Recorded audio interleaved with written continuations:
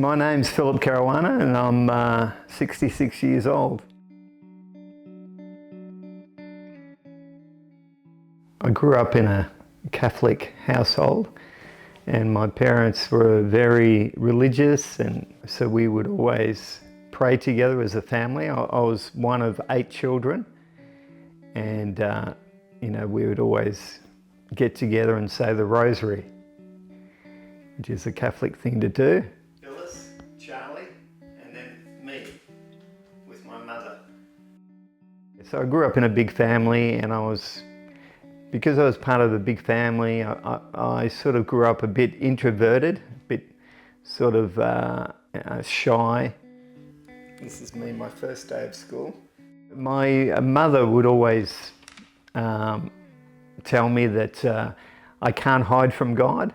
So I always had a fear. I always feared doing something wrong because I know God is watching. It's me when I was about 12 or 13 years old. And so, but I grew up believing in God, and even as going to school, I would ask God to help me find a few coins so I can buy some sweets.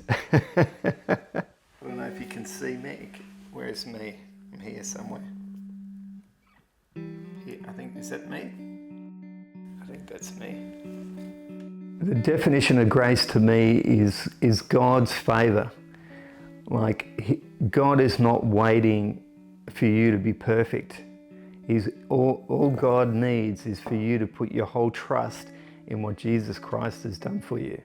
And as we put our complete trust in Him, to me that's grace.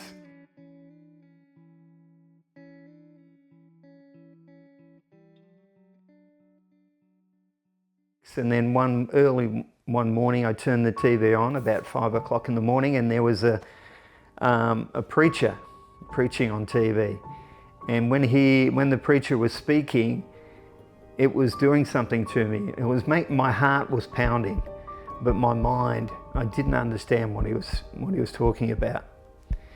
And one of the things that I understood, he said, you need to read the Bible. And so I began trying to read the Bible, but it wasn't making any sense. When I was about, I don't know, probably 16, 17, started working in a factory. And I didn't have many friends because I was pretty shy. My closest friend was my brother-in-law. And so I spent quite a number of years with him, doing different things. We would go fishing, we'd go hunting. Every weekend it's something we would go and do. That went on for about 6 years. And then my brother-in-law started to go off track. He started to dabble with drugs, and that caused him to sort of leave my sister with two little children. And so that sort of scared me, that somebody could be so selfish.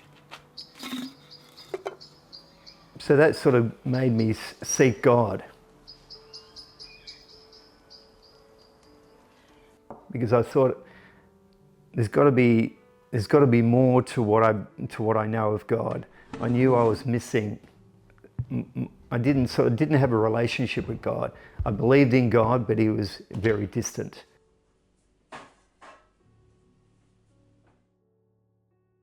And so the only times I really prayed was when I was, scared of something happening. And so if I ever find myself getting anxious, I would go and pray. I would go and pray in the Spirit, or pray to God, bring my cares to God.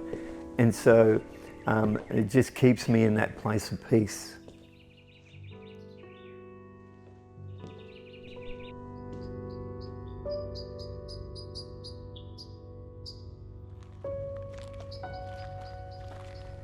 Anyway, when my brother-in-law left my sister with 2 kids, that really set me on a journey to seek God.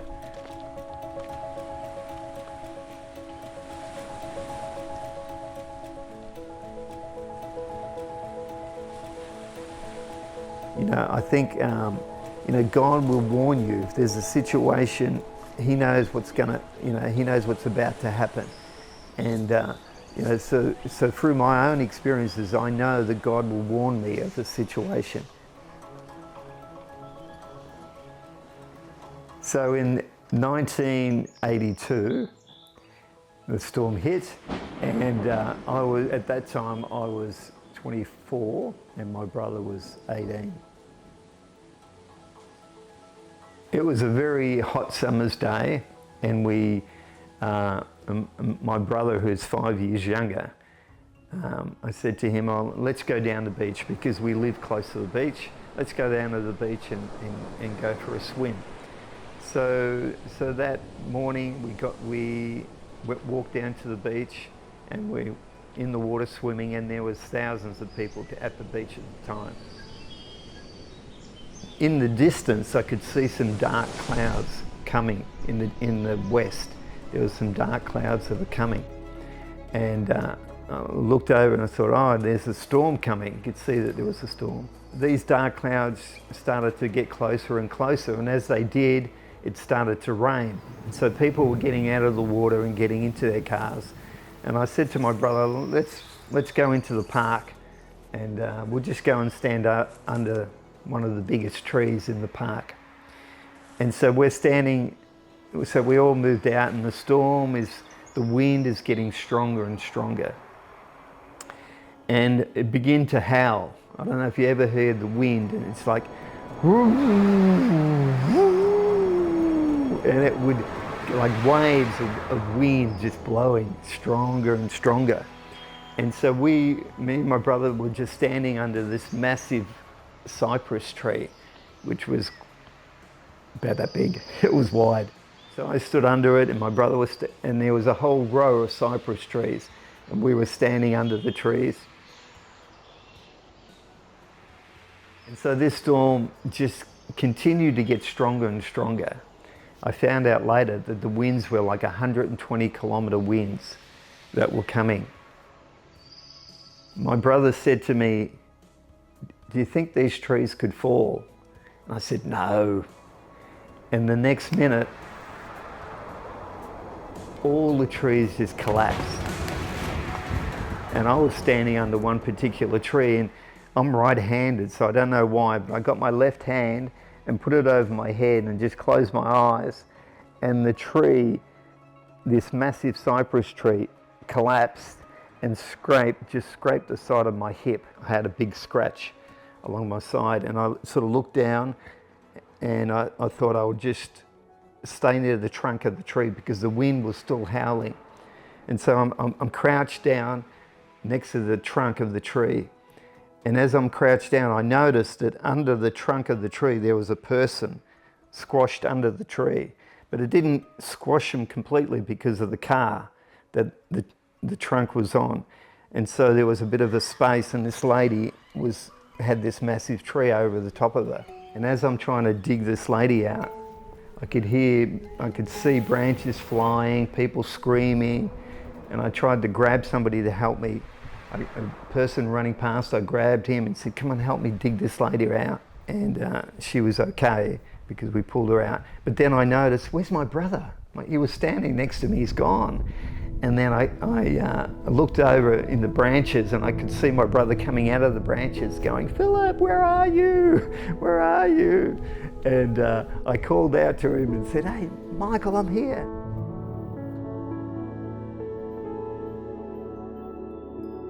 It always encourages me to look back at what God has done for me, and He'll do for you.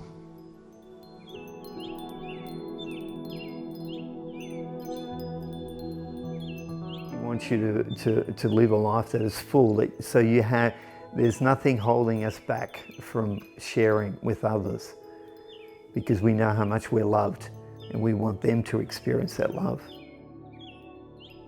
So within maybe 5 or 10 minutes, the storm was over, and there were crushed cars and people screaming everywhere, and we managed to pull this lady out. She was okay, but I think the people in the car, somebody died in the car because it crushed pretty bad.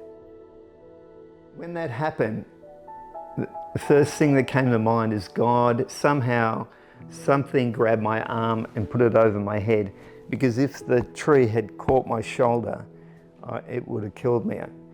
And so because I lifted my arm up and leaned over, all I had was a scratch.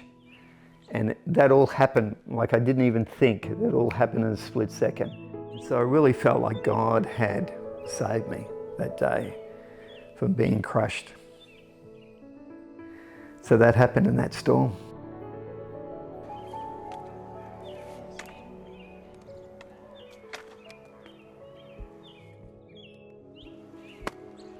So I always sort of went to church. Every Sunday I would go to church, and in my early 20s I realised that I was missing. There was more to the Christian life. And then from there I decided one day, because I was by myself now, and I decided I'll go to a nightclub. And I've never been to a nightclub in my life. And I was 25 years old, never been anywhere really by myself. And I just decided I was going to go to a nightclub in the city. So I walked up to this nightclub, and there was singing and smoke and a lot of noise. And I stopped at the front door and just sort of held my head and just said, God, what do you want me to do? And this thought popped into my head, and that was to go for a walk around the block. So I started walking around the block, and as I walked around the block, I noticed that there was somebody following me. And I turned around and thought, who's this person following me? And I thought, who's this crazy person following me? Anyway, this person continued following me, and he tapped me on the shoulder, and I said, yes, what do you want? And he said, if you were to die tonight, do you know if you're going to heaven? I said, what? He said, if you die tonight, do you know if you're going to heaven? And I said, how can you know if you're going to heaven? Like, how can anyone know if you're going to heaven? And he said, you can. I said, how? He said, if you accept Jesus Christ into your heart, you'll know. I said, okay. All right, how do you do that? And he said, just pray with me. And so I prayed with him, and something happened. My heart, all of a sudden, I knew that I was right with God. I prayed, I just followed the simple prayer, and I just felt my heart change. And it was an internal experience, but I knew something drastic had changed. My heart had changed. And so whenever we're going through a hard time, we start to worry about things, and it just goes around and around in our head. But if we can come to God and bring all our cares and all our situations to Him, whatever it might be, it might be sickness, or it could be financial, whatever, just bringing the care to God and say, God, this is the situation I'm in. And He said that when we do that the peace of God, which passes all understanding, will guard our heart and mind. Knowing that God's love, that to me, that's the greatest gift, is God's grace, that He loves me. He loves me better than I love myself. And He's always there to bring peace and life.